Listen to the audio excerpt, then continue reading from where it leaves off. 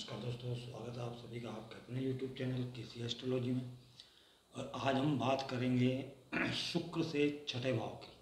जैसे कि आप सभी जानते हैं कि शुक्र जो है कि हमारे रिलेशनशिप का कारक है और कालपुरुष कुंडली के अंदर भी वो 7th हाउस को रूल करता है, यानी कि हमारे जीवन साथी को, हमारे रिलेशनशिप को रिप्रेजेंट करता है। और नाड़ी के अंदर भी शुक्र को जो है कि पत्नी का कारक माना गया है। तो ओवरऑल हम ये देखें कि शुक्र जो है कि हमारे रिलेशनशिप को दर्शाता है, उसका कारक है। और उससे अगर छठा भाव, अब छठे भाव को अगर हम जानें तो छठा भाव हमारे रोग ऋण शत्रुओं का है, अर्थात हमारे ऑब्स्टेकल्स का है, हमारे शत्रुओं का है, हमारी बीमारियों का है, या हमारे ऊपर कर्जा जो है उसका है। तो इस हिसाब से अगर हम देखें रिश्तों के हिसाब से, तो शुक्र जो हमारे रिलेशनशिप का कारक है, अगर हम उससे छठे भाव आगे जाते हैं तो वो वहाँ पर जो है कि हमारे रिश्तों का शत्रु कौन है, यानी कि हमारे रिश्तों के बीच शत्रुता कौन पैदा कर सकता है, वो चीज़ हमें मालूम चल सकती है। जैसे कि कोई भी रिलेशन जो भी 6th हाउस पे पड़ेगा, साइन पड़े, या मतलब कि अगर वहाँ कोई प्लैनेट है, या वो भाव, मेनली जो भाव है वो ज़्यादा इम्पोर्टेंट हो जाता है कि कौन सा भाव वहाँ पड़ता है, वहाँ पर कौन सा रिलेशन जो है वो आपको पता चलता है। जैसे कि मान लीजिए कि आपका जो शुक्र अगर लगन के अंदर ही है, अगर आपका शुक्र लगन के अंदर है तो उससे छठा भाव अगर गिनेंगे तो हमारे का जन्म कुंडली का जो छठा भाव ही आ जाता है। तो वहाँ पर हमारे को जो शत्रुता, हमारे रिलेशंस के बीच में जो शत्रुता आएगी या कटुता आएगी, या जो सेपरेशन की स्थिति आएगी या मन मुटाव आएगा, वो किसके द्वारा पोषित किया जाएगा, या किसके द्वारा मतलब कि उसको कह सकते हैं कि मतलब ये जो है कि वहाँ पर कौन हमारे बीच खटास, मतलब कि हमारे रिश्तों के बीच खटास जो हमारी रिलेशनशिप है उनके बीच डालने का कार्य करेगा, या हमारे रिलेशनशिप के अंदर शत्रुता पैदा करेगा, वो जो है कि हमारा 6th हाउस के जो लिविंग सिग्निफिकेटर्स वहाँ के हैं वो हमें देखने हैं। जैसे कि 6th हाउस हमारे मामा मामियों का है, क्योंकि जो है कि माता के घर से तीसरा पड़ता है। तो हमारे जो, और जो हमारे जो डेली रूटीन वर्क्स के अंदर जहाँ पर हम काम करते हैं, वहाँ हमारे साथ कार्य करने वाले लोग हो सकते हैं,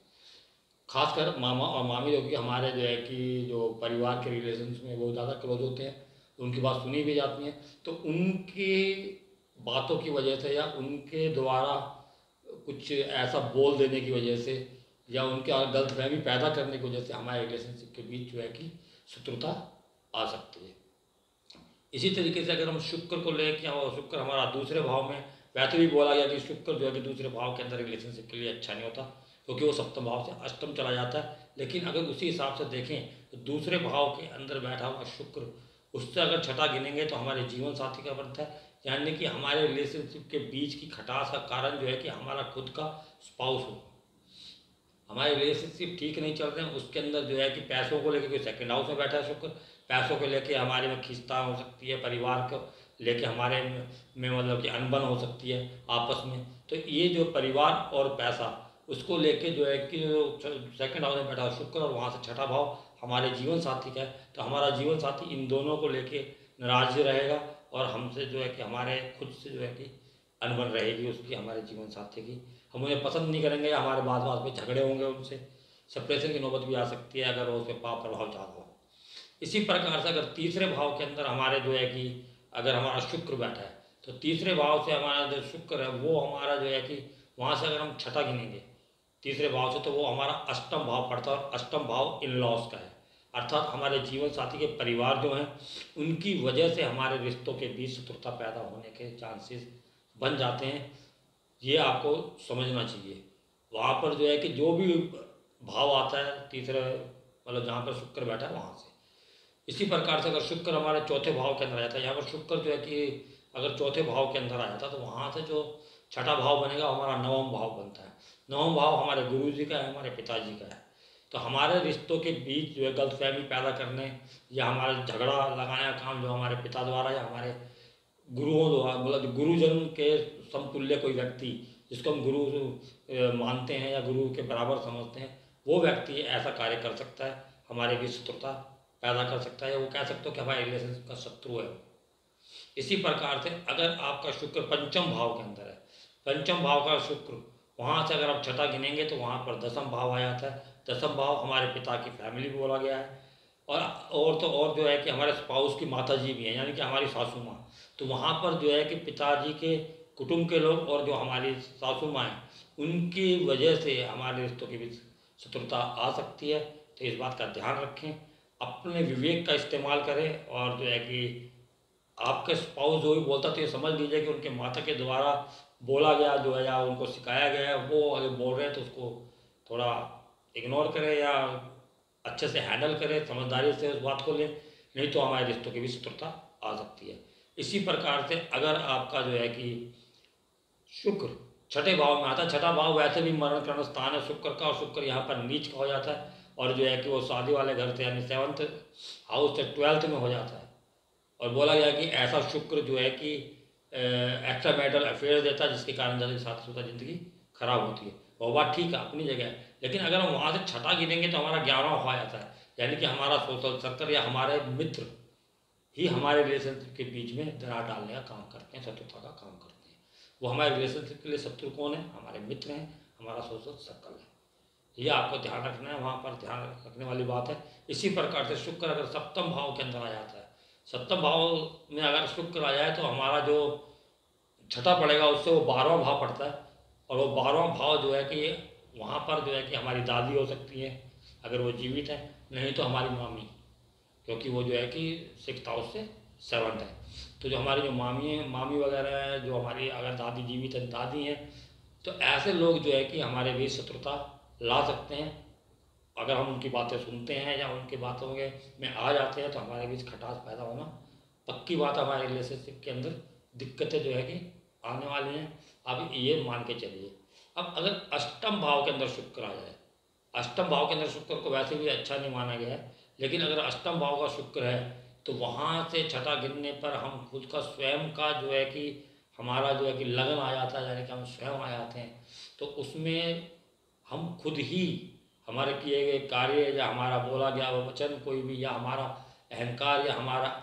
एटीट्यूड या हमारा जो है कि बोलचाल का तरीका या हमारा जो भी व्यवहार है अपने जो है कि जीवन साथी के प्रति, वो ठीक नहीं है, सबसे पहली बात। इसीलिए जो है कि हम जो है कि हमारा मतलब कि बोलने का तरीका व्यवहार जो है कि हमारे जीवन साथी को अच्छा नहीं लगने वाला, इस वजह से हमारे बीच जो है कि लड़ाई झगड़े होने शुरू हो जाते हैं, यानी कि हम खुद जो है कि अपने रिलेशनशिप के शत्रु हैं। वहाँ पर हम डिटैचमेंट महसूस करना शुरू कर देते हैं, वहाँ पर हम अजीब सा व्यवहार हो जाता है हमारा, अगर शुक्र जो है कि छठे भाव के अंदर हो तो एक ईगो टाइप हो जाता है, या हम कह सकते हैं कि हमेशा जो है कि अपने को ऊपर दिखाना अपने स्पाउस से, क्योंकि वहाँ पर हम स्वयं जो है कि अपने रिश्तों के शत्रु हैं। अगर इसी तरीके से नवम भाव के अंदर अगर आपका शुक्र आ जाता है, नवम भाव से अगर हम छठे जाएं तो सेकंड हाउस होता है, और सेकंड हाउस जो है कि आपके जो है कि हम कह सकते हैं कि कुटुंब, जो कि आपको पैदा होते हुए मिला, जो कि आपके चाहे ताऊ हैं, ताई हैं, चाचा चाची, बुआ वगैरह जितने भी आपके कुटुंब के सदस्य हैं, वही आपके रिलेशंस के भी शत्रुता पैदा करने का काम कर सकते हैं, क्योंकि वहाँ से जो शुक्र से छठे भाव, और शुक्र हमारे शादी का कारक, हमारे रिलेशनशिप का कारक है। अगर अब आपका दसम भाव के अंदर अगर शुक्र आ जाए, दसम भाव के अंदर शुक्र आ जाए तो आपके जो है कि पड़ोसी या आपके छोटे भाई बहन, क्योंकि अगर वहाँ से छठा गिनेंगे तो 3rd हाउस आएगा, तो वो जो है कि हमारे बीच गलतफहमियाँ पैदा कर सकते हैं, हमारे रिलेशनशिप के बीच में दरारें ला सकते हैं, क्योंकि वो अब शत्रुता का व्यवहार करने वाले हैं। हमारे जो शुक्र के शत्रु हैं वो, एक तरीके से आप ये मानिए कि किसी भी प्लैनेट के बारे में हम जब बात करते हैं तो उस प्लैनेट के कारतत्व को लेकर उससे जितने भी घर हैं उनके हम प्रोडिक्शन कर सकते हैं। तो वो यहाँ पर हम शुक्र से छठा भाव ले रहे हैं, यानी कि शुक्र के शत्रु, यानी कि हमारे रिलेशनशिप के शत्रु, हमारी शादी के शत्रु, हम इस तरीके से बोल सकते हैं। और जब 10th हाउस के अंदर शुक्र आएगा तो उससे जो है कि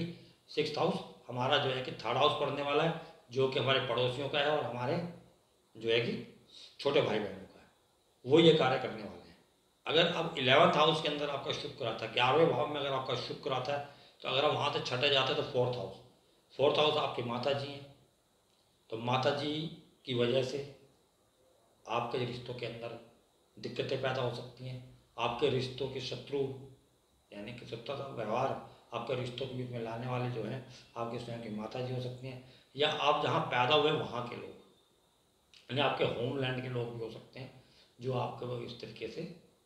का मतलब कि कार्य कर सकते हैं, जो आपके रिश्तों के बीच में दिक्कतें पैदा हों। इसी प्रकार से अगर आप लें कि आपके 12वें भाव में अगर आपका लगन मतलब शुक्र आ जाता है, तो अगर शुक्र हमारा आपके 12वें भाव के अंदर, तो वहाँ से छठे गिनने पे पंचम भाव आएगा, और पंचम भाव जो है वो